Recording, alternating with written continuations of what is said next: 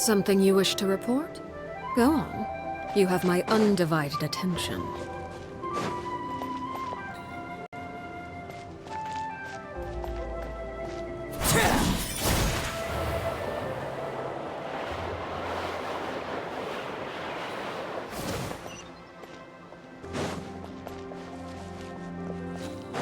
It's Judith! Great! She's still here!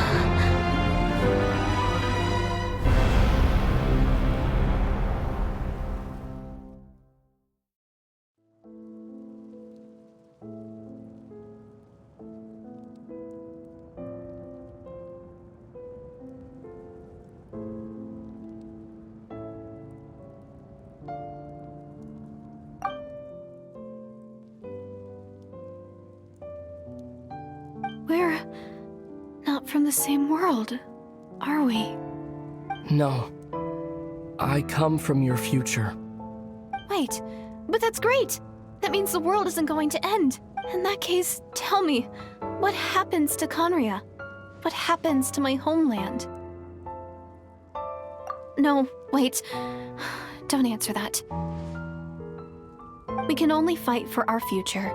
If the future is unknown, I still believe the Savior can turn things around. I'll carry on looking for her, even if you're not there to protect me. Although, in a way, I've already found my Savior. It's you. You protected me, and I believe you can protect us all. You're the one who can change everything. It's just too bad that we're not from the same time or place. Oh, one last thing before I forget. I know how much you want. So, is there anything you can give me as a memento? That way when I do find her, I can convince her that you're also searching for her.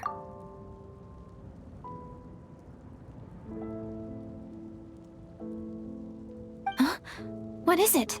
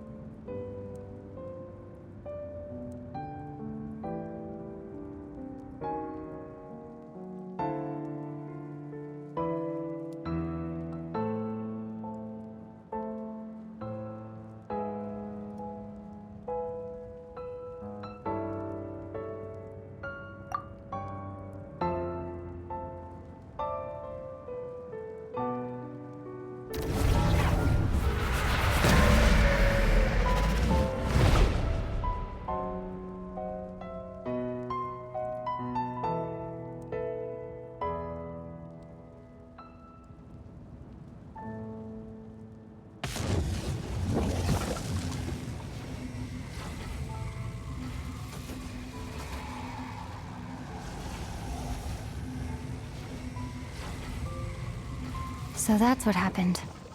Istaroth, the ruler of time, must have had a hand in this. There's no other way that this meeting could have taken place. I knew only the ending. I've always been curious about the events that led to it.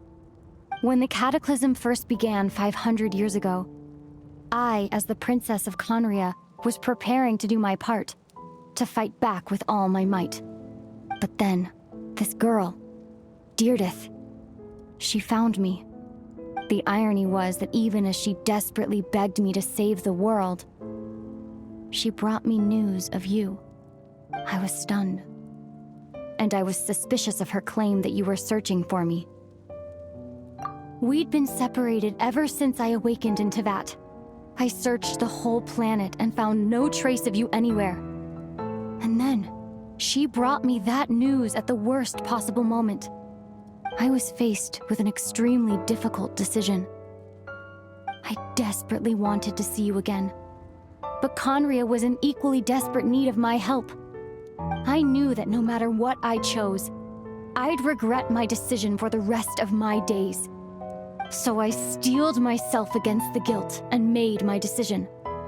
But when I found you, you were still in hibernation. Even the key to the chamber was still secure on your person. I couldn't make sense of what I was seeing, but there was no time to think. I just grabbed you and ran. That's where we are right now. This question has haunted me for the past 500 years. I never imagined the answer would come to me like this. So my actions 500 years in the future set everything in motion. Are you mocking me, Istaroth?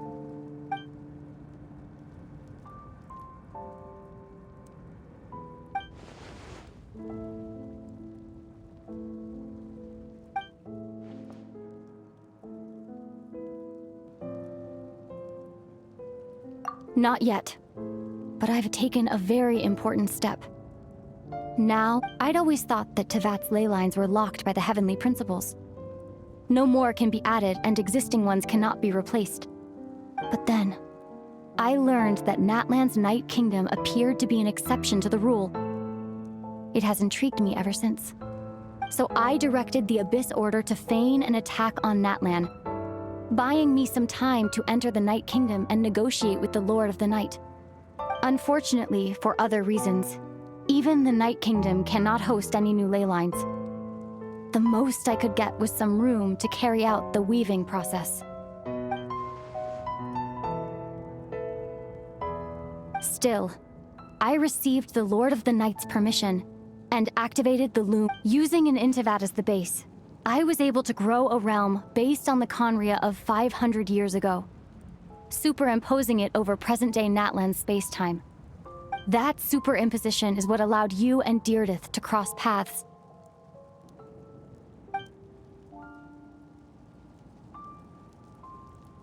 After that, the new Conria was enriched with memories of the old, drawn from the Abyss Order's members in their meditation sessions. With those memories as raw materials, and the superimposed realm as a template, the Loom of Fate finally finished its work. What I now hold in my hand is the Atlas of the New World. This is the product of the Loom of Fate, holding within it the entire network of New Conria's ley line. One day, I will find a suitable host location for it.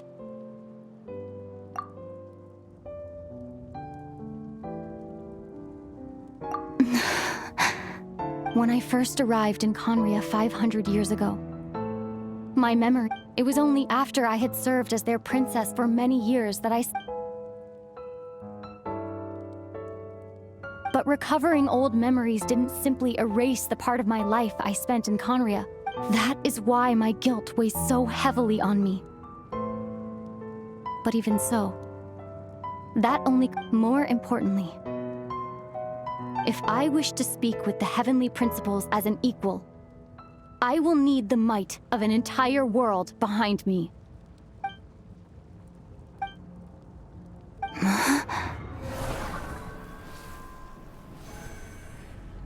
I know you always want to change fate. We both do. But this time, I won't let you succeed. I cannot miss the chance to reunite with you 500 years in the past, no matter what.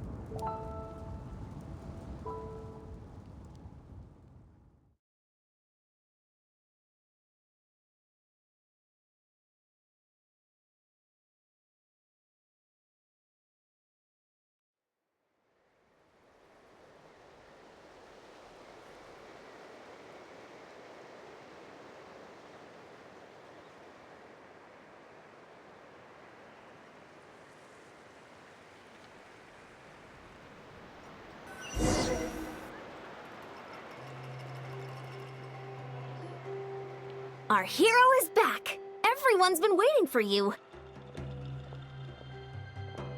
The Abyss Order made a full retreat before our forces... Paimon doesn't know the details either.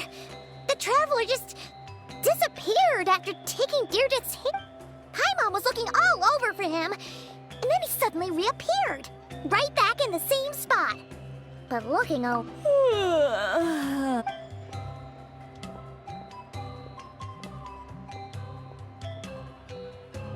I think I got the gist of what happened. Huh? You met your sister? And you didn't think to tell Paimon right away? Well... What your sister accomplished? It all but defied. But what surprised me the most was that the Lord of the Night actually chose to allow it. The Lord of the Night did try to explain it to me, but... During the war with the Abyss, Malwika had an argument with the Cap. Malwika believed that we should fight to protect our culture and memories. While the the Lord of the Night was very intrigued when presented with the Loom of Fate, and informed of its ability. She saw your sister's actions as a potential third option. Namely, to preserve Preserve a nation? You're not the... With that in mind, the Lord of the Night gave the go-ahead once she was satisfied that the... However, I believe... An additional condition? No idea. She... Huh. Alright, well, let's not overthink this. I trust the Lord of the Night unreservedly. Don't you agree, Traveler? Come on, let's head back to the Collective of Plenty. Oh, Verissa should be there too. We'll treat you to a real feast.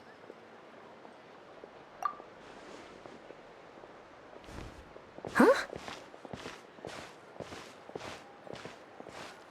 Ian-san, leave him be.